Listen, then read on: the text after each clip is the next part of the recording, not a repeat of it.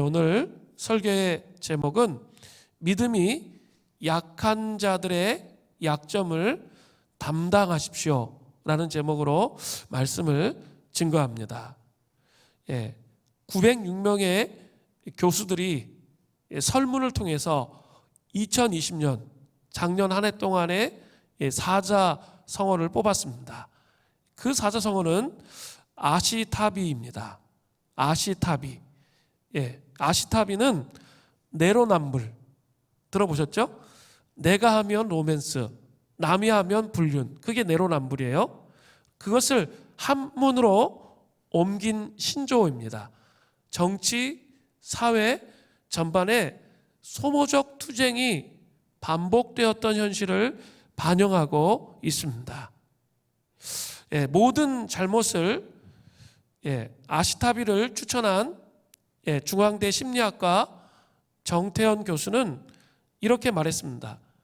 모든 잘못을 남 탓으로 돌리고 서로를 상스럽게 비난하고 헐뜯는 소모적 싸움만 무성할 뿐 협업해서 건설적으로 문제를 해결하려는 노력이 보이지 않았습니다.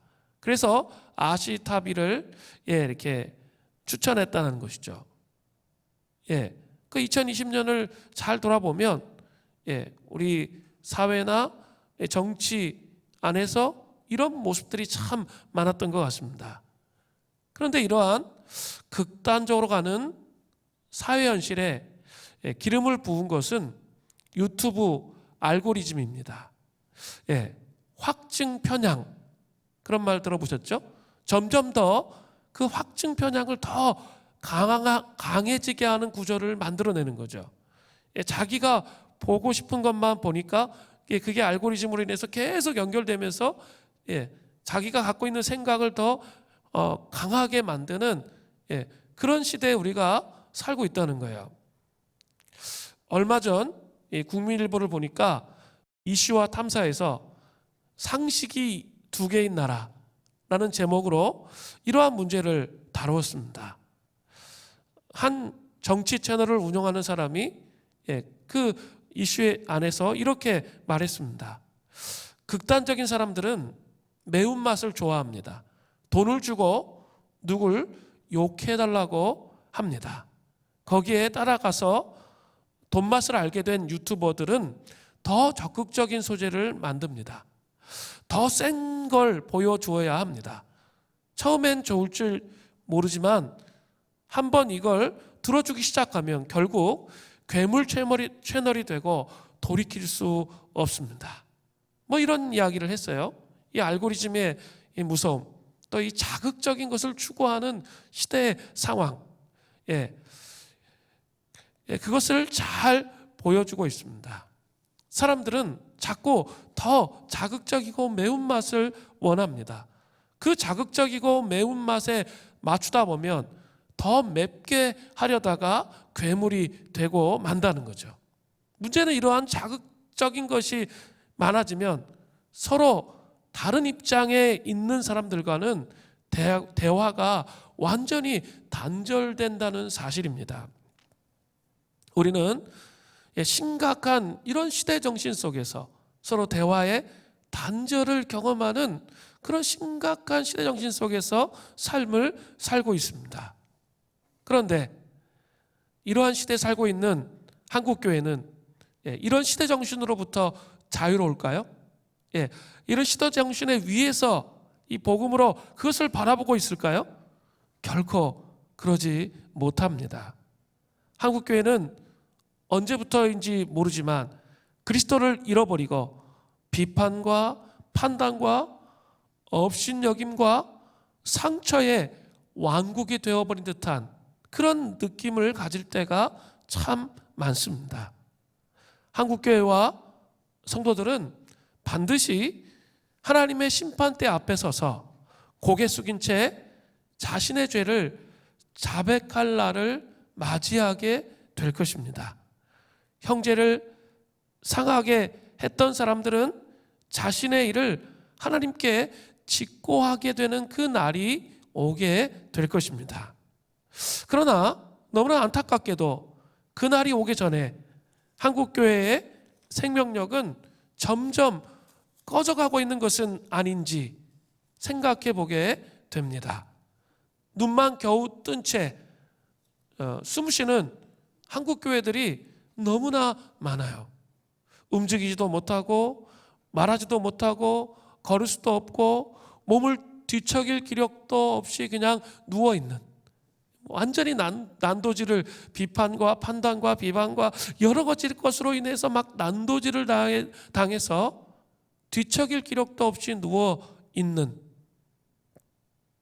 그런 모습은 아닌가 생각을 해보게 됩니다. 어떻게 하면 이런 상황에 있는 교회를 다시 회복할 수 있을까요? 그것은 교회 안에 강한 자들이 약한 자들의 약점을 담당하는 것에서부터 시작됩니다. 오늘 본문은 이것을 아주 잘 설명하고 있습니다. 본문을 살펴보겠습니다. 로마서 15장 1절 전반절은 이렇게 시작돼요. 믿음이 강한 우리는 마땅히 믿음이 약한 자의 약점을 담당하고. 믿음이 강한 자는 누구입니까? 우리 지난주부터 봤죠? 지난주에서 연결되는 거예요. 로마서 14장에서 보았지만 믿음이 강한 자는 바로 이방 그리스도인이라는 것을 알 수 있어요. 로마 교회에 있는 이방 그리스도인, 이들은 예수 그리스도의 십자가로 말미암아 음식과 날에 대해서 아주 자유한 그런 사람들이라는 것을 알 수 있어요. 사도 바울 자신도 우리라고 했죠. 자기를 강한 자에 포함시키고 있습니다. 믿음이 강한 자라는 것은 쉬운 말로 이야기하면 믿음이 성숙한 그런 사람이라고 말할 수 있습니다. 그렇다면 믿음이 약한 자는 누구입니까? 유대 그리스도인들이죠. 로마서 14장에서 날, 안식일, 절기 막 이런 거, 또 음식에 관한 규례에 막 집착하고 있는 그 유대 그리스도인들이에요. 그들은 믿음이 연약한 자다. 사도 바울이 이렇게 말하고 있는 겁니다. 로마 교회의 유대 그리스도인들과 이방 그리스도인들의 갈등은 어떻게 시작되었습니까? 처음 로마 교회가 시작될 때는 유대 그리스도인들이 대다수였습니다. 그러나 로마 황제 클라우디우스 때 유대인들을 추방하는, 자꾸 사고를 많이 치니까 로마에서 유대인들을 추방하는 명령이 내려졌습니다. 그러니까 그들이 다 떠나게 된 거죠, 로마에서. 그러다 보니까 자연스럽게 로마 교회는 이방 그리스도인으로 채워졌던 거죠. 그러다가 이제 시간이 흘렀어요. 추방 명령이 철회되었습니다. 유대 그리스도인들이 다시 로마 교회로 돌아왔던 거죠. 이때는 반대가 되는 거죠. 로마의 이방 그리스도인이 대다수이고 유대 그리스도인들은 소수였습니다. 여기에 이제 갈등이 일어나고 있는 거죠. 사도 바울은 로마서 14장의 연결선상에서 교회가 하나 되기 위해서는 믿음이 강한 그런 이방 그리스도인들이 마땅히 믿음이 연약한 자, 유대 그리스도인의 약점을 담당해야 한다고 말하고 있습니다. 이 담당하다는 헬라어로 바스타제인이라고 하는데 무거운 것을 짊어지다라는 뜻이 있습니다. 강한 자들은 날과 음식에 십자가로 말미암아 자유하지만 자유하지 못한 유대 그리스도인들을 어떻게 해야 돼요? 받아들여야 함을 말하고 있는 거예요. 믿음이 강한 자들이 믿음이 약한 자들의 약점을 담당하는 방법은 구체적으로 두 가지입니다. 첫 번째는 자신을 기쁘게 하지 말아야 됩니다. 자, 보세요. 로마서 15장 1절 후반절에 나옵니다. 자기를 기쁘게 하지 아니할 것이라. 타락한 인간의 본성은 어때요? 이기적이고 자기중심적이에요. 자기를 기쁘게 하는 삶을 살아가기를 간절히 원합니다. 인간 내부에 깊숙이 숨어있는 죄성은 다른 사람들을 멸시하고 짓밟으며 그렇게 살아가는 것 속에서 희열을 느낍니다. 자신의 이익을 위해서 다른 사람을 희생시키고 이용하는 그런 삶을 살아갑니다. 주변 사람들을 넘어뜨리고 함정에 빠뜨리고 해를 끼치면서도 전혀 죄책감을 느끼지 못합니다. 그러나 믿음이 강한 자들, 이 성숙한 자들은 자기를 기쁘게 하는 자들이 아닙니다. 기꺼이 자신을 내어줄 수 있는 사람들이라는 거예요. 믿음이 성숙한 사람들은 기꺼이 자신을 내어줄 수 있다는 거죠. 교회 공동체의 이 고질적인 병폐 중에 하나가 있어요. 그것은 자기 마음에 맞는 친한 사람과 친하는 삶을 사는 거죠. 그것은 그냥 세상 사람들도 그렇게 살아갑니다. 믿음이 강한 자, 성숙한 자는 자기를 기쁘게 하지 않는 자이기 때문에 어떻게 해요? 자기랑 좀 다른 사람도 품고 그와 함께하고 그를 마음으로 받아들이는 그런 삶을 살아가는 자예요. 그게 자신을 기쁘게 하지 않는 거죠. 그러니까 자기랑 기질적으로 다르고 좀 같이 하기 힘든 사람이라 할지라도 어때요? 기쁜 마음으로 먼저 인사하는 거예요. 좀 인사 잘하는 거예요. 2021년에는 우리가 좀 새로 오신 분들 있죠. 공동체 새로 오신 분들에게 좀 인사 좀 잘했으면 좋겠어요. 그것에서부터 시작돼요. 그리고 그 사람들에 대해서 배려하고, 그죠? 그 사람과 더불어 함께 하려고 하는 것이 뭡니까? 자신을 기쁘게 하지 않는 거예요. 그게 믿음이 강한 자, 성숙한 자가 믿음이 약한 자의 약점을 담당하는 첫 번째가 되는 겁니다. 두 번째로, 믿음이 강한 자가 믿음이 약한 자의 약점을 담당하는 두 번째 방법은 이웃을 기쁘게 하되 선을 이루고 덕을 세우는 거예요. 자, 보세요. 로마서 15장 2절을 보세요. 우리 각 사람이 이웃을 기쁘게 하되 선을, 이 선은 표준세 번역에 보니까 유익을 말하는 거예요.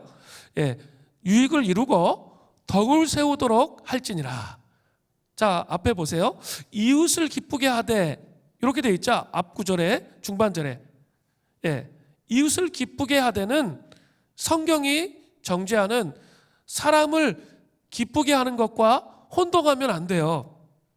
성경 안에서 사람을 기쁘게 하는 것은 하나님을 기쁘시게 하는 것과 반대말로 사용됩니다. 그죠? 그렇기 때문에 사람을 기쁘게 하되 그렇게 쓰지 않고 어떻게 했습니까?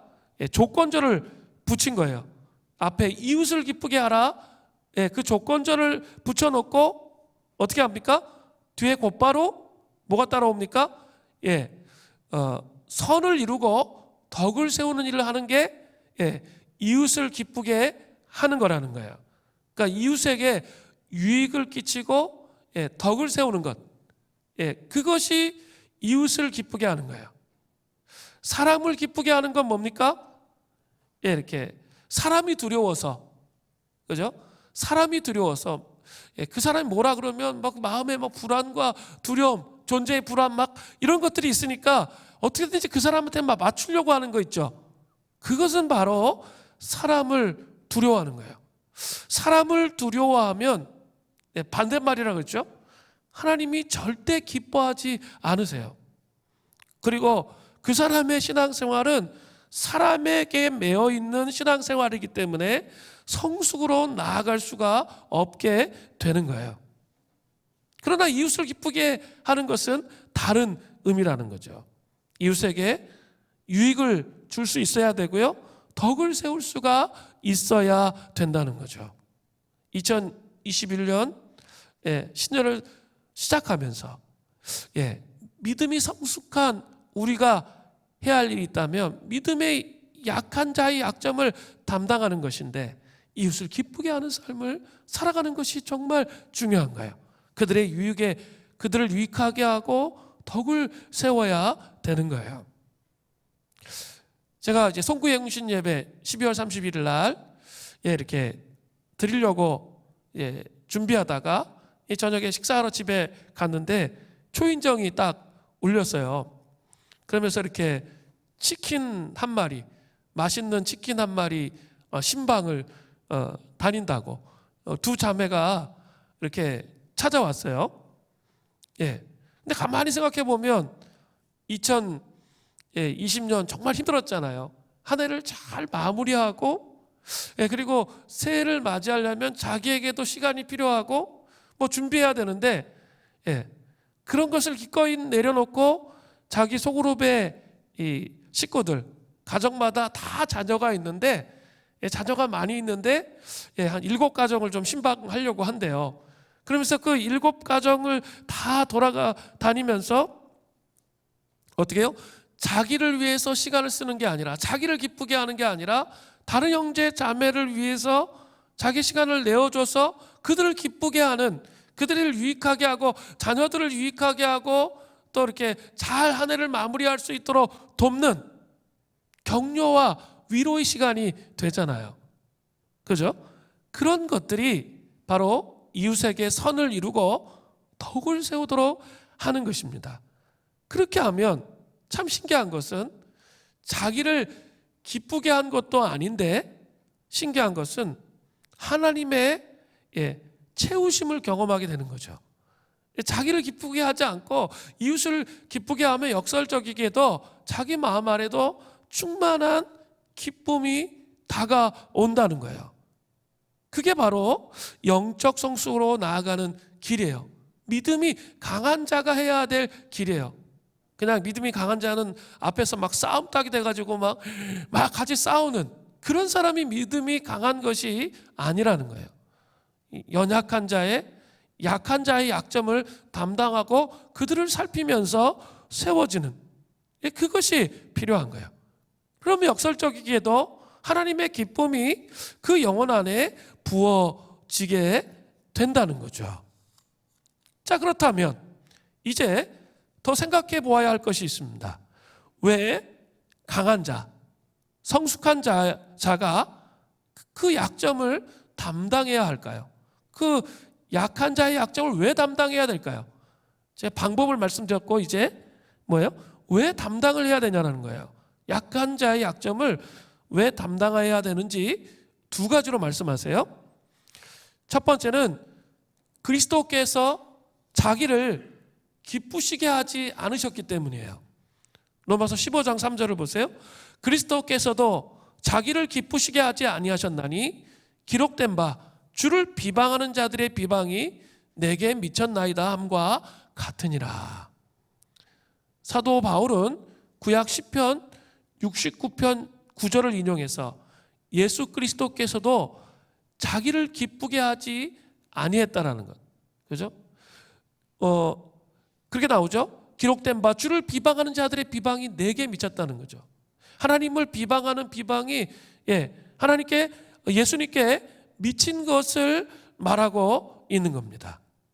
예수님은 철저히 자기를 기쁘게 하지 않으셨다는 거예요. 신약에서 예수님이 자신을 기쁘시게 하시지 않는 모습의 정점을 보여주고 있는 말씀은 빌립보서 2장 5절부터 8절까지의 말씀입니다. 이런 말씀이죠. 너희 안에 이 마음을 품으라. 곧 그리스도 예수의 마음이니. 그런 근본 하나님의 본체시나 하나님과 동등됨을 취할 것으로 여기지 아니하시고 오히려 자기를 비워 종의 형체를 가지사 사람들과 같이 되셨고 사람의 모양으로 나타나사 자기를 낮추시고 죽기까지 복종하셨으니 곧 십자가에 죽으심이라. 예수 그리스도께서는 하나님과 본체이세요. 그죠? 하나님과 동등하세요. 그런데 자기를 비워서 사람의 모양으로 나타나셨고 자기를 낮추시고 어떻게 하셨어요? 죽기까지 복종하셔서 십자가에 죽으셨기 때문에 예수님을 따르는 우리도 그런 자의 삶을 살도록 부르심을 입었다는 거죠. 예수님을 따르는 강한 자, 그 성숙한 자의 삶의 표준은 바로 예수 그리스도의 삶이기 때문에 그렇습니다. 강한 자가 약한 자의 약점을 마땅히 담당해야 된다는 거예요. 핑계 댈 수가 없다는 거예요. 예수님께서 그렇게 사셨기 때문이라는 거죠. 강한 자가 약한 자의 약점을 마땅히 담당하기 위해서 해야 할 일은 뭘까요? 바로 사랑이에요. 사랑에서 가장 중요한 게 뭘까요? 다른 사람을 내 방식으로 사랑하지 않는 겁니다. 다른 사람을 내 방식으로 사랑하지 않는 겁니다. 이것은 다른 사람을 내 방식으로 사랑한다는 것은 다른 사람을 내 방식으로 사랑한다는 것은 내 생각에 맞아야 사랑하겠다는 뜻이에요. 그것은 결코 사랑이 아닙니다. 내 감정이 어떠하든지 내 생각이 어떠하든지 주님이 그 약한 자들을 사랑하라고 명령하셨기 때문에 사랑해야 되는 거예요. 주님이 사랑하라고 용납하라고 하셨기 때문에 그 연약한 자들을 받아야 하는 거죠. 또 사랑의 반대말은 미움이 아니에요. 무관심이에요.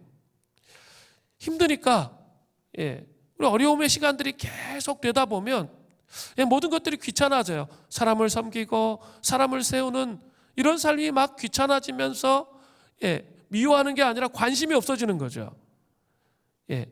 사랑의 반대말은 미움이 아니라 뭐라고요? 무관심입니다.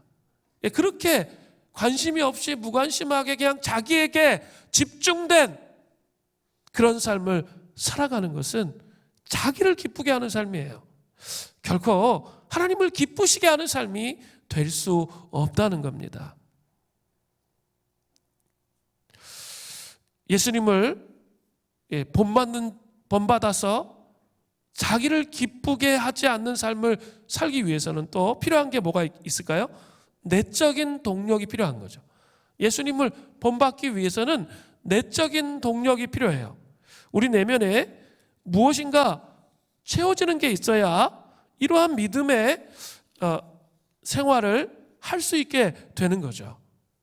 그 내적인 동력이 뭘까요? 바로 하나님의 말씀과 기도입니다. 말씀과 기도에는 여러분 생명력이 있습니다.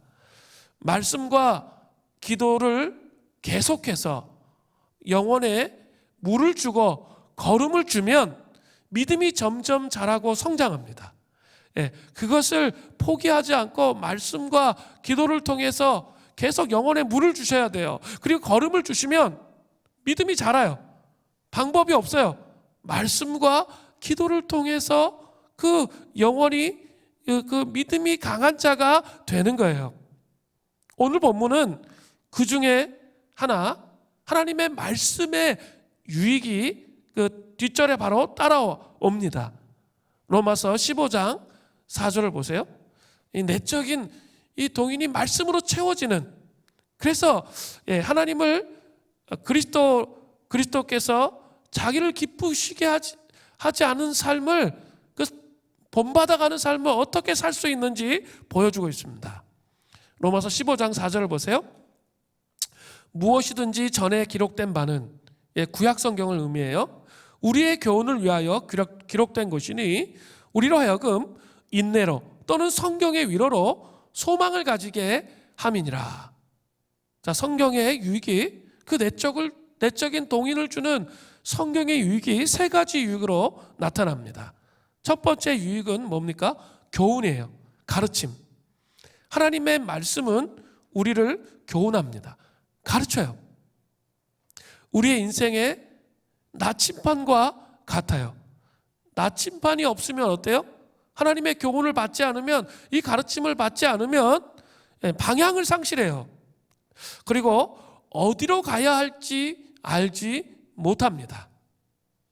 2021년에 시작이 되었습니다.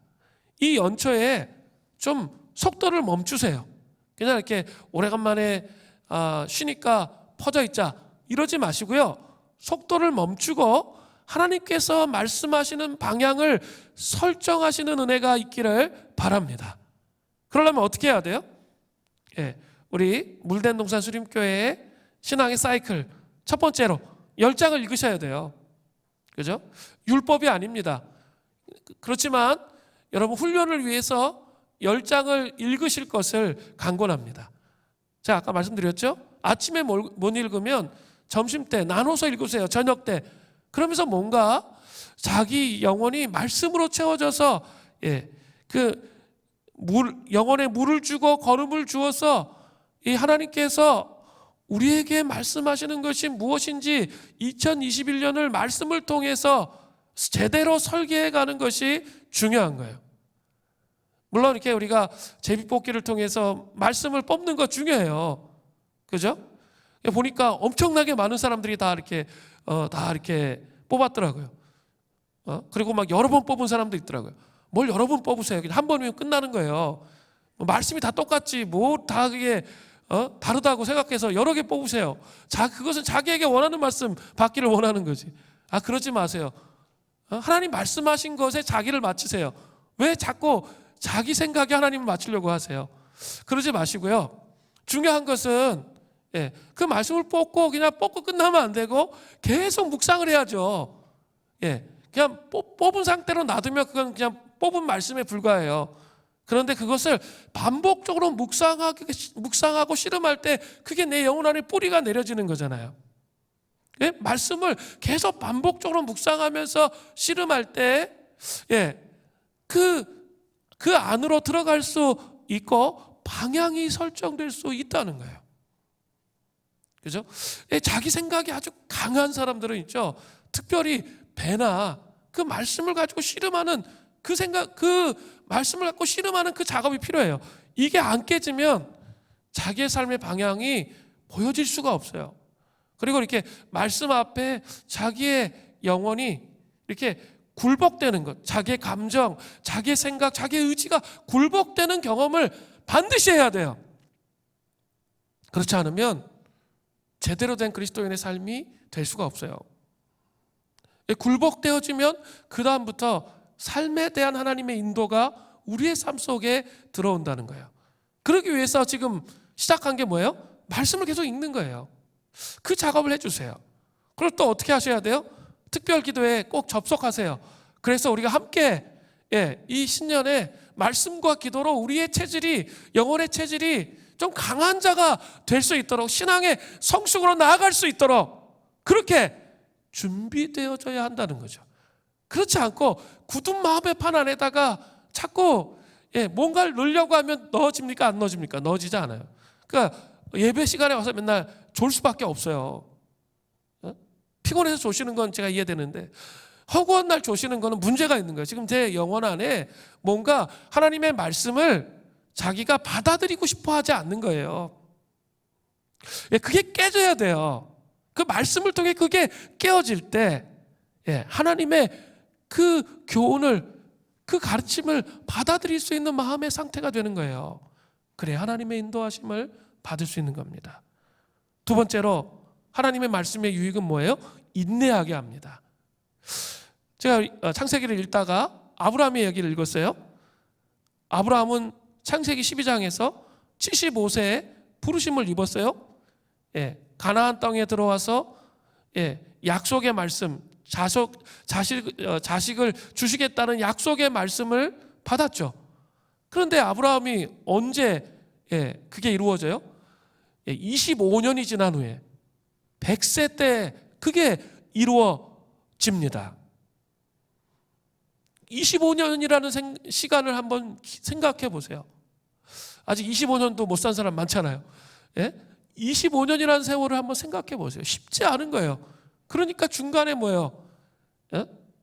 자식이 자꾸 안 생기니까 사라가 꼬드기잖아요. 그래서 이렇게 하갈에게, 몸종 하갈에게 들어가서 자식을 낳았잖아요. 그 자식이 누구예요? 이스마엘이잖아요. 그런 실수를 범하기도 해요. 기다린다는 게 참 쉬운 일이 아니에요. 그러나 하나님의 말씀이 우리가 지치고 힘들 때마다, 방향을 잃어버릴 때마다 약속을 붙잡고 나갈 수 있도록 우리를 이끌어요. 그래서 또 그럼을 통해서 인내할 수 있도록, 하나님 앞에서 인내할 수 있도록 이끄신다는 거예요. 디모데전서 1장 16절에 보세요. 그러나 내가 긍휼을 입은 까닭은 예수 그리스도께서 내게 먼저 일체 오래 참음을 보이사 후에 주를 믿어 영생을 얻는 자들에게 본이 되게 하려 하심이라. 사도 바울은 예수님을 심하게 박해했던 사람이에요. 사도행전 9장을 보면 이제 박해가 극에 달아가지고 예수 믿는 자들의 씨를 다 말려버리려고 대제사장에게 체포 공문을 받아가지고 잡으려고 했던 사람이에요. 완전히 하나님 앞에서 완전히 대적의 끝으로 갔던 사람이죠. 근데 그 다메섹 도상에서 강렬한 빛을 보면서 예수님을 영접하게 되었습니다. 하나님이 예수님이 어떻게 하신 거죠? 일체 오래 참음으로, 정말 너무나 오랜 시간 그 예수님을 박해했는데 일체 오래 참으심으로 긍휼을 입게 하셨잖아요. 그러니까 다시 예수 그리스도를 믿게 하셨던 것처럼, 그죠? 우리에게도 마찬가지라는 거예요. 죄악 가운데 멸망해야 마땅하지만, 그죠? 우리는 죄악 가운데 멸망해야 마땅해요. 그런데 일체 아주 오래 참으심을 통해서 우리를 그 예수님께서 인내하심을 통해 우리를 받아 주셨다는 거죠. 그 인내를 생각해 볼 때 우리의 삶이 기꺼이 인내할 수 있게 되는 거죠. 하나님의 말씀은 우리를 그 말씀을 통해서 우리가 약해질 때마다 하나님 앞에 인내할 수 있도록 우리의 마음을 굳건하도록 하게 도와주신다는 거예요. 세 번째는 성경의 위로로 소망을 가지게 하십니다. 아브라함이 25년 동안 이 기다림의 시간에 참 실수를 많이 했어요. 그럼에도 불구하고 아주 최악의 실수가 또 하나 있어요. 뭐예요? 반복적인 실수가 하나 있죠. 창세기 12장과 20장에 나타나죠. 사람이 두려워서 바로 왕과 아비멜렉 왕이 두려워서 반 거짓말을 했잖아요. 자기 아내 사라가 자기 누이 동생이라고, 그것은 맞는 말이지만 아내라는 말을 싹 빼버린 거죠. 그러면서 그 상황을 넘어가려고 아내를 팔아먹으면서 자기만 그 두려움의 상황을 뛰어넘을 수 있도록 하려고 그렇게 했다는 거죠. 완전히 쓰레기 같은 모습이 믿음의 조상 아브라함이 반복적으로 나타나요. 반복적으로 나타난다는 거죠. 그런데 창세기 12장과 20장에서 보아야 할 게 있어요. 그런 아브라함의 반복적 실수만 보아서는 안 되고요. 놀라운 것은 그런 아브라함을 하나님께서 보호해 주셔서 그 상황 속에서 바로와 아비멜렉에게 재앙을 내리고 꿈을 통해서 빠져나오도록 하셨다는 거죠. 또 어떻게 하셨습니까? 물질의 복도 허락하셨어요. 사람의 머리로는 도저히 상상할 수 없는 위로입니다. 이러한 하나님의 위로가 있었기 때문에 아브라함은 언약을 믿고 기다릴 수 있었습니다. 이와 마찬가지로 하나님의 말씀은 놀랍게 우리를 위로하십니다. 이런 하나님의 위로가 있었기 때문에 아브라함은 언약을 믿고 기다릴 수가 있었던 겁니다. 이와 마찬가지로 하나님의 말씀은 우리를 위로하십니다. 그리고 하나님의 언약에 대한 소망을 가지고 앞으로 나아갈 수 있도록 하시는 거죠. 참 중요해요. 하나님의 말씀이 우리를 정말 위로하시고 우리의 삶을 이끄신다는 것 중요합니다. 예, 이렇게 제비뽑기에서 말씀 읽는 것도 중요하지만 저는 그런 거를 좀 해보라고 말씀을 드리고 싶어요. 여러분이 정말 여러분의 인생, 특별히 전환기에 있으신 분들 있잖아요. 대학교 3학년, 또 뭐 이렇게 출산을 앞두고 뭐 자녀의 문제, 직장의 문제, 뭐 이런 여러 가지 문제가 있으신 분들 있죠. 다른 거 하지 마시고 집중을 하세요. 그리고 작은 거 구하지 마시고 그냥 취직하게 해주십시오. 뭐 이런 식의 기도하지 마시고 오히려 좀 진지하게 고민해 보세요. 이렇게 하나님 앞에, 하나님, 저 제 인생을 향하신 하나님의 뜻이 과연 무엇입니까? 주님, 이 말씀을 통해서 저에게 강한 확신을 주십시오. 하루아침에 안 돼요. 한 달 정도 또 금식도 하면서 씨름하면서 좀 그런 자기 마음에 감동이 되고 하나님이 나의 인생을 이끌어가게 하실 수 있는 그 말씀을 주시도록 그렇게 한번 기도해 보세요. 그리고 그것이 나의 마음을 흔들고 움직이도록, 저는 제 인생의 핵심, 제 인생에 그 하나님 주신 두 가지 말씀이 있어요. 예, 저의 젊은 날 저의 인생을 이끌어갔던 하나님의 말씀이 있습니다. 제가 93년도 대학교 4학년 1월 1일에 아침에 제가 계속 고민했습니다. 제가 어떻게 살아야 되죠, 주님? 저는 어떻게 살아야 될까요, 주님? 제가 반복적으로 기도했을 때 그 대학교 4학년 93년 1월 1일 아침에 제가 말씀을 묵상하는데 그게 시편 110편이었어요.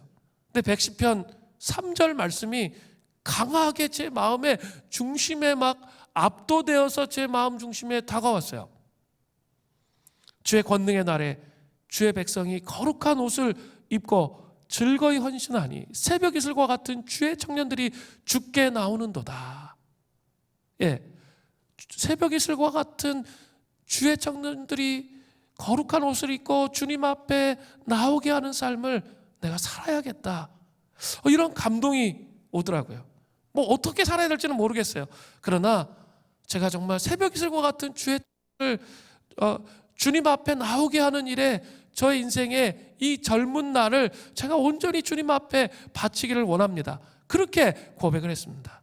그리고 시작됐어요. 그리고 이제 제가 처음 이제 90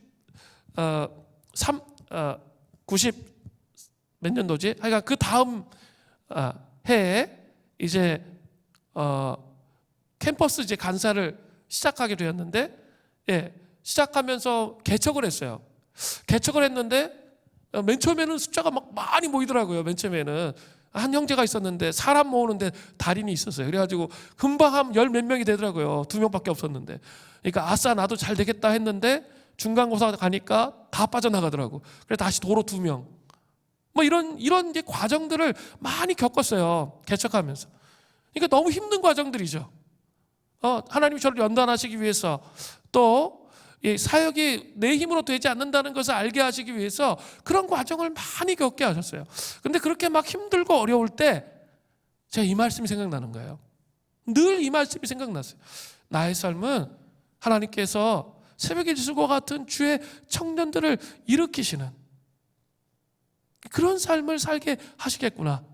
그렇게 살았는데 제가 어느 날 10년 정도 지나고 나니까 제가 데리고 있었던 청년이 한 1300에서 1500 정도의 청년들을 데리고 있었어요.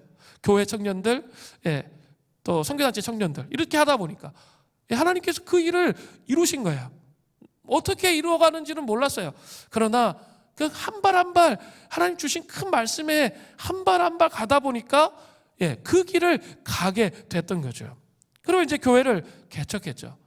교회를 개척하면서 제가 또 아주 진지하게 매일매일 기도했어요. 하나님, 정말 이 교회를 어떻게 하기를 원하십니까? 그럴 때 주님이 제 말씀을 제가 묵상하는데 이사야서 58장 11절 말씀을 주셨던 거예요. 제 마음에 정말 깊은 감동이 됐어요. 여호와가 너를 항상 인도하여 메마른 곳에서도 내 영혼을 만족하게 하며 내 뼈를 견고하게 하리니 너는 물된 동산 같겠고 물이 끊어지지 아니하는 샘 같으리라. 물된 동산. 그래서 물된 동산 수림교회가 된 거예요. 하나님, 물된 동산 수림교회에 오는 모든 성도들은 지금도 변함없어요. 예, 그 물된 동산과 같은 그 영혼의 만족을 경험해서 회복되고 새로워지는 은혜가 있기를 원합니다. 우리 교회의 타이틀로 비전 있는 안식처. 예, 안식하며 회복감을 통해 하나님 나라의 비전을 발견하면서 세워지는 은혜가 있게 해주십시오. 힘들고 어려울 때마다 다시 이 말씀으로 돌아가는 거예요. 2021년에는 여러분이 인생의 말씀을 좀 받으세요. 그러려면 말씀을 갖고 씨름해서 계속 씨름하세요. 계속 씨름하고 하나님이 그 말씀으로 나를 압도하시도록, 예? 그런 말씀을 여러분 받으셔야 돼요. 그리고 여러분 평생이 그 말씀에 의해서 이끌려가는 그런 은혜가 있기를 바랍니다. 하나님의 말씀은 우리 내면에 힘을 주어서 결국 그리스도께서 자기를 기쁘게 하지 않고 살아가셨던 것처럼 우리도 그렇게 할 수 있도록 하신다는 거예요. 근데 맨정신으로 안 돼요. 죄된 본성 때문에. 근데 하나님의 말씀이 채워져 있으며 나를 압도하는 내 인생을 이끌어갈 그 약속의 말씀이 있으면 그럴 수 있어요. 그런 은혜가 있기를 바랍니다. 두 번째, 왜 강한 자, 성숙한 자들이 약한 자를 담당해야 됩니까? 두 번째는 연합하여 예배할 수 있기 때문이에요. 로마서 15장 5절을 보세요. 이제 인내와 위로의 하나님이 너희로 그리스도 예수를 본받아 서로 뜻이 같게 하여 주사. 예수님을 본받아 이 성숙한 자, 강한 자가 약한 자를 담당하게 되면 서로 뜻이 같아지게 됩니다. 서로 뜻이 같게 하여 주사는 문자적으로 너희 가운데 서로 같은 것을 생각하게 하여 주사, 너희 가운데 같은 것을 생각하게 하여 주사라는 뜻입니다. 이 말씀은 로마 교회 성도들이 모든 것에 대해서 서로 동의해야 한다고 사도 바울이 호소하는 것이라 볼 수 없어요. 모든 것을 다 동의해야 된다, 이런 뜻이 아니에요. 바울은 약한 자와 강한 자가 부차적인 문제들에 대해 양심적으로 의견 일치를 보지 못함에도 불구하고, 그죠? 14장처럼 의견의 일치가 보여지지 않는다 할지라도 계속 어떻게 말했어요? 서로 받아들이라 촉구했기 때문에 그래요. 그러므로 이것은 본질적인 것들에 대한, 비본질적인 것들에 대한 게 아니에요. 날, 음식 뭐 이런 것들에 대한 게 아니고요. 본질적인 것에 대한 강한 자와 약한 자들이 마음으로 연합하는 것, 마음으로 연합하는 것을 의미하는 거예요. 서로 판단을 그치고 본질적인 것으로 하나 되어야 함을 말하는 거예요. 즉 예수 그리스도의 십자가의 죽으심과 부활, 또 사랑의 섬김, 그런 것과 같은 본질적인 것으로 하나 되도록 해야 한다는 거예요. 뭐 예배 형식에 관한 것, 뭐 봉사할 때 뭐가 우선돼야 되는지, 뭐 여러 가지 우리가 막 생각해야 될 것들이 있잖아요. 구체적인 것들. 그것은 다를 수 있다는 거예요. 그것은 비본질적인 거니까 내가 틀릴 수도 있고 저 사람이 틀릴 수도 있고 서로 맞춰가면 돼요. 근데 그래서 이렇게 다름을 인정하면 되거든요. 그게 중요한 게 아니라는 거예요. 본질은 그 예수 그리스도의 십자가의 죽으심과 부활, 우리가 서로 사랑으로 섬기는 거, 그럼 모든 사람이 다, 예수님을 따르는 모든 사람이 가지고 있어야 된다는 거예요. 그러면 어떻게 됩니까? 로마서 15장 8절을 보세요. 한 마음과 한 입으로 하나님 곧 우리 주 예수 그리스도의 아버지께 영광을 돌리게 하려 하노라. 자, 한 마음과 한 입으로 예수 그리스도의 아버지께 영광을 돌리게 됩니다. 쉽게 이야기하면 뭡니까? 온전한 예배를 드릴 수 있게 되는 거예요. 연합으로 나아가는 것만이, 연합으로 나아가는 것만이, 그 마음을 갖지 않은 그것 본질적인 것에 마음이 집중되어서 마음을 갖지 않은 것만이 온전한 예배로 하나님 앞에 올려드릴 수 있다는 거예요. 예수 그리스도의 십자가, 그것이 마음의 중심에 있어야 돼요. 예수 그리스도의 부활, 예수 그리스도의 사랑, 그게 중심이라는 거예요. 그러면 온전한 예배를 드릴 수 있어요. 그 온전한 예배를 드리지 못하는 것에 대해서 예수님께서 말씀하신 게 있어요. 마태복음 5장 23절부터 24절에 보면 이렇게 말하거든요. 그러므로 예물을 제단에 드리려다가 거기서 내 형제에게 원망 들을 만한 일이 있는 것이 생각나거든 예물을 제단 앞에 두고 먼저 가서 형제와 화목하고 그 후에 와서 예물을 드리라. 뭡니까? 뭔가 이렇게 예물을 드리려고, 예배 드리려고 했는데 뭔가 이렇게 좀 이렇게 원망 들을 만한 일을 내가 한 것 같아. 그리고 막 불평하고 불만스러운 갈등이 일어났어. 그러면 어떻게 하라는 거예요? 먼저 예배 드리는 게 아니라 먼저 화해하라는 거예요. 왜요? 그런 정말 본질 안에서 사랑으로 연합되는 그 모습이 없으면 하나님 앞에 온전한 예배를 드리기가 어렵다는 거예요. 예수님은 연합된 예배를 그 원하신다는 것을 이 마태복음 5장 23절부터 24절에 분명하게 보여주고 있는 거예요. 연합된 예배가 되지 못하면 어떻게 될까요? 하나님의 임재가 상실돼요. 한번 생각해 보세요. 부부싸움을 한번 진창 했다고 한번 생각해 보세요. 그리고 이제 그 다음날 와서 예배를 드려보십시오. 예배가 됩니까? 경험적으로 알잖아요. 하늘문이 막 닫힌 것처럼 느껴지죠. 내 마음이 땅으로 막 끌어내리잖아요. 근데 그 예배를 통해서 그 마음의 문이 열려요? 절대 열리지 않습니다. 그죠? 절대 열리지가 않아요. 연합된 예배가 되지 못하면 하나님의 임재를 상실해버리고 마는 거예요. 그렇기 때문에 내가 상처받고 아프고 고통스럽다 할지라도 어떻게 해야 돼요? 서로를 받아야 돼요. 그리고 온전한 그리스도의 사랑으로 예수 그리스도 때문에 받아들이는 거예요. 내 예배가 온전한 예배가 되지 않으면 어떻게 됩니까? 하나님의 임재가 상실된 예배를 드리다 보면 껍데기뿐인 신앙생활을 하게 되잖아요. 그거 해서는 안 되잖아요. 그러기 위해서 용서하고 풀고 회복하고 받아주는 거예요. 다른 이유가 없어요. 내가 하나님 앞에서 온전하게 예배하기 위해서 그렇게 한다는 거예요. 코로나 시대를 살고 있습니다. 코로나 블루, 그 우울함이라고 그랬죠. 코로나 레드, 코로나 시대의 분노, 또 코로나 블랙, 그것은 낙심이라고 말씀드렸어요. 레미제라블의 그 노래 같네요. 하여간 이런 것들이 수없이 막 세상에서부터 밀려 들어오잖아요.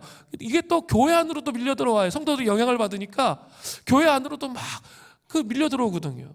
재정적인 그 어려움으로 인해서 사람들에 대한 분노, 낙심, 우울함, 침체 이런 것들이 막 밀려 들어오잖아요. 그럴 때 이길 수 있는 방법이 하나 있어요. 그건 뭘까요? 온전한 하나됨, 연합함으로 하나님 앞에 예배를 드리는 거예요. 온전한 연합으로 예배를 드리면 하늘의 문이 열려요.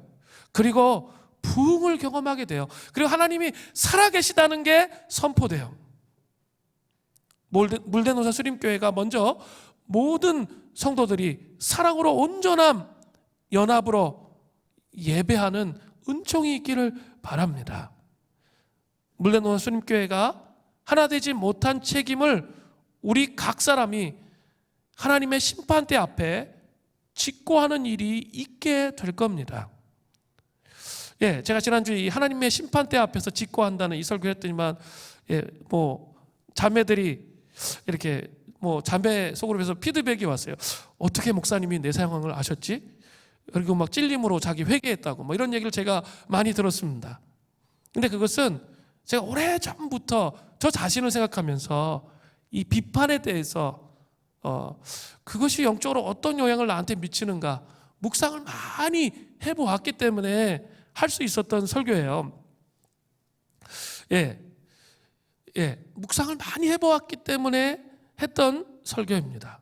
그리고 그것이 자기의 마음에 뭔가 이렇게 자극이 되고 자기를 곧 뭔가 이렇게 아픔과 뭔가 울림으로 다가왔다면 성령님께서는 지금 어떻게 말씀하시는 거예요?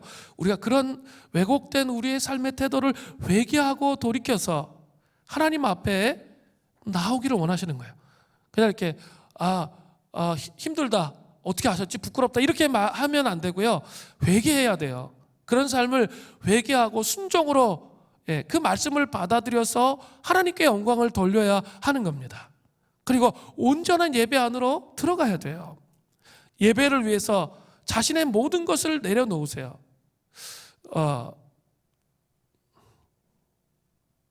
미워하는 사람이 있어서 또 힘든 사람이 있어서 예배가 잘 안 됐는데 하나님의 심판대 앞에서 내가 그런 하늘 문이 닫히게 하는 어쩌면 하늘 문을 닫아버린 그런 삶에 대해서 하나님의 심판대 앞에서 직고하게 될 거라는 사실, 여러분 이것을 기억해야 돼요. 한 자매가 그 하나님 앞에 그렇게 직고해야 될 사실을 아니까 그 다음부터 정신이 번쩍 났대요. 그러면서 그 다음부터 자기 미워했던 사람 일주일 내내 막 축복했대요. 그렇게 하셔야 돼요. 그렇게 해갈 때 온전한 연합 예배로 나아갈 수 있어요. 로마서 18장 7절에 보세요. 그러므로 그리스도께서 우리를 받아 하나님께 영광을 돌리심 같이 너희도 서로 뭐라고요? 받으라는 거예요. 왜요? 연합하여 예배할 수 있게 하기 위해서요. 믿음이 강한 자가 믿음이 약한 자를 담당해야 돼요. 사랑함으로 품어야 돼요. 그러면서 이 사람들과 함께 연합으로 나아갈 수 있도록 그렇게 하셔야 된다는 거죠. 자, 이제 사도 바울은 로마 교회에 이방 그리스도인들과 유대 그리스도인들이 예수 그리스도로 말미암아 연합으로 나아가기를 간절히 소원했습니다. 그리고 그것으로 끝나는 것이 아니라 이제 함께 소망의 하나님 나라를 간절히 바라보기를 원했어요. 그래서 사도 바울은 이제 그 믿음이 약한 자, 연약한 자 그 내용을 이렇게 정리하고 다시 또 이제 마지막으로 유대인과 이방인에 대해서 이야기하면서 다시 연합의 그 소망을 말하고 있는 거예요. 구원에 있어서 하나됨에 대해서 격양된 감정으로 지금 이 말씀을 정리하고 있어요. 먼저 사도 바울은 유대인의 구원을 먼저 말해요. 로마서 15장 8절을 보세요. 내가 말하노니 그리스도께서 하나님의 진실하심을 위하여 할례의 추종자가 되셨으니 이는 조상들에게 주신 약속을 견고하게 하시고, 자, 하나님의 진실하심은 알렉데이아스테오. 그래서 하나님이 주신 약속의 신실하심이 결코 변치 않음을 의미하는 거예요. 하나님의 진실하심, 그 말이 하나님의 약속이 결코 변하지 않는다는 거예요. 할례의 추종자는 영어 NIV 성경으로 보니까 유대인의 종이라고 되어 있어요. 그리스도께서 하나님이 주신 약속의 신실하심을 결코 변하게 할 수 없었기 때문에 할례의 추종자, 유대인들의 종이 되셨다는 거예요. 또 그 8절 후반절을 보세요. 이는 조상들에게 주신 약속을 견고하게 하시고, 이 말씀 있죠? 이것을 한마디로 말하면 그리스도께서 유대인들을 구원하셨다는 의미예요. 그렇죠? 그들을 먼저 구원하셨어요. 하나님의 약속은 신실하시기 때문에 그들을 구원하셨다라고 먼저 설명하고 있어요. 또 두 번째는 이방인들의 구원에 대해서 말해요. 로마서 15장 9절을 보세요. 9절 전반절이에요. 이방인들도 그 긍휼하심으로 말미암아 하나님께 영광을 돌리게 하려 하심이라. 여기까지. 자, 이방인들도 어때요? 약속이 아니고 긍휼로 인해서, 십자가의 긍휼로 말미암아 하나님께 영광을 돌리게 하기 위해서 구원을 얻었다는 거예요. 자, 유대인이나 이방인들은 차별 없이 예수 그리스도의 십자가로 말미암아 구원에 이르고 연합할 수 있게 됐다는 거예요. 에베소서 2장 13절부터 14절에 이제는 전에 멀리 있던 너희가 그리스도 예수 안에서 그의 피로 가까워졌느니라. 그는 우리의 화평이신지라. 둘로 하나를 만드사 원수된 것 곧 중간에 막힌 담을 자기 육체로 허시고, 그죠? 이방인이나 유대인이나 관계가 없다는 거예요. 이제 그 막혀있는 담이 풀어지고 예수 그리스도의 십자가에 달리신 그 육체로 말미암아 원수된 것이, 막힌 담이 풀어졌다는 거죠. 연합이 이루어졌다는 거예요. 사도 바울은 이제 이것을 4개의 구약 복문을 이용해서 유대인과 이방인의 연합을 확증하는 거죠. 신약 시대에만 유대인과 이방인의 연합이 있었던 것이 아니고 이미 구약 안에서도 확증되었다는 거예요. 로마서 15장 9절 후반절부터 12절이 그 내용이에요. 4가지인데 기록된 바 그러므로 내가, 유대인을 말하는 거예요, 열방 중에 주께 감사하고 주의 이름을 찬송하리로다 함과 같으니라. 유대인들이 그렇다는 거예요. 또 이르되 열방들아, 이방인들이죠, 주의 백성과 함께, 유대인들이에요, 즐거워하라 하였으며, 또 모든 열방들아, 이방인들이 주를 찬양하며 모든 백성들아 주를 찬송하라 하였을 때, 함께 찬양하는 거죠. 이방인과 유대인이, 구약의 그 인용구들을 다 보면 유대인과 이방인들이 함께 주님을 찬양하는 내용이 나오는 거예요. 또 이사야가 이르되 이새의 뿌리 곧 열방을 다스리기 위해 일어나시는 이가 있으리니. 누굽니까? 이새의 뿌리. 자, 유대인. 그 다음에 열방을 다스리는 자, 예수 그리스도. 이 2개가 같이 이렇게 붙어 있어요. 열방이 그에게 소망을 두리라 하였느니라. 자, 이제 사도 바울은 이방인과 유대인들이 연합되어 예수 그리스도를 바라보며 온 땅이 하나님 나라의 소망으로 가득 차기를 소원했던 거예요. 그죠? 같이 예배 드리는 것으로 만족하는 게 아니라 이게 연합되어서 온 땅에 그리스도의 영광이 가득 차기를 소망했다는 거예요. 로마서 15장 13절을 보세요. 소망의 하나님이 모든 기쁨과 평강을 믿음 안에서 너희 안에 충만하게 하사 성령의 능력으로 소망이 넘치게 하시기를 원하노라. 자, 유대인과 이방인이 연합돼서 온 땅이 온전한 예배자가 되어지는 그 소망, 그 소망에 대해서, 자, 사도 바울은 이제 소망의 하나님이라는 표현을 써요. 소망의 하나님을 다른 말로 표현하면 비전의 하나님이시죠. 비전의 하나님이라고 말할 수 있어요. 사도 바울은 로마 교회 성도들이 이방인이나 그리스도인이나 상관없다는 거예요. 마음에 그리스도를 믿음으로 기쁨과 평강이 넘쳐나서 성령의 능력으로 소망이 넘치는 삶, 비전이 넘치는 그런 삶을 살아가기를 원한다는 거예요. 비전 있는 그런 삶을 살아가기를 원한다는 거죠. 비전은 뭡니까? 보는 거예요. 남이 볼 수 없는 것을 보는 거예요. 다른 사람과 다른 시각으로 보는 거예요. 그런데 그 비전이 하나님의 비전이라면 무엇입니까? 그것은 하나님의 시각으로 보는 거예요. 지금 눈앞에 아무것도 없다 할지라도 하나님의 시각으로 보는 거예요. 그 시각으로 보면서 세워지는 것을 의미하는 겁니다. 언더우드 선교사는 처음으로 조선에 들어올 때 이런 기도를 했어요. 주님, 지금은 아무것도 보이지 않습니다. 지금은 황무지 위에 맨손으로 서 있는 것과 같으오나 이곳이 머지않아 은총의 땅이 되리라 믿습니다. 주여, 오직 제 믿음을 붙잡아 주소서. 조선 땅이 얼마나 척박한 황무지와 같았겠어요. 처음 이 조선 땅을 1884년에 땅에 왔을 때 예수 믿는 사람 한 사람도 없잖아요. 황무지와 같지만, 그러니까 맨손으로 서 있는 것처럼, 황무지 위에 맨손으로 서 있는 것처럼 보이지만, 제가 믿음의 눈으로 그 시각으로 바라볼 때 이곳은 은총의 땅입니다. 자, 100 몇년 년이 지난 후에 지금 한국 땅은 어때요? 너무나 많은 그리스도인들이 생겼잖아요. 그리고 그 은총의 땅, 축복의 땅으로 변화되어져가는 그 모습을 보게 되었잖아요. 이게 비전이에요. 그죠? 비전이라는 건 이런 거예요. 이 비전은 근데 누구로부터 받아야 되는 거죠? 하나님으로부터 받아야 되는 거예요. 하나님으로부터 받으셔야 돼요. 그래서 아까 제가 씨름하시라고 그랬죠. 신년에 정말 나의 인생을 향하신 하나님의 비전, 하나님께서 원하시는 것이 정말 무엇입니까? 좀 크게 그 기도를 해보세요. 그렇게 씨름을 하시면 하나님이 전혀 다른 차원의 인생의 비전을 주실 거예요. 그냥 취직이 목표가 아니에요. 또 직장생활 잘하는 게 목표가 아니에요. 건강한 게 목표가 아니에요. 자녀 잘 낳는 게 목표가 아니에요. 내 인생 전체를 움직일 수 있는 그 비전이 우리의 심령에 불타올라야 돼요. 그렇게 될 때 이 팬데믹의 상황 가운데서도 하나님의 뜻을 이뤄갈 수 있는 눈을 가지게 되는 거예요.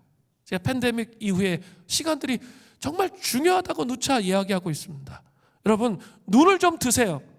그냥 이렇게 어린아이의 유아기의 신앙처럼 그냥 청년들이 막 믿음의 줏대가 없어가지고 이리 흔들 저리 흔들거리는 것처럼 그렇게 신앙생활하면 안 돼요. 그것이 아니라 비전을 좀 바라보세요. 말씀 속에 잠겨서 하나님이 정말 우리에게 주시고자 하시는 게 무엇인가, 하나님이 원하시는 게 정말 무엇인가, 그럼 보셔야 돼요. 그러면 놀라운 하나님의 역사가 우리를 통해서 일어날 거예요. 연합함으로 하나님을 소망함으로 공동체가 함께 하나님을 바라보는 은총이 있기를 간절히 바랍니다.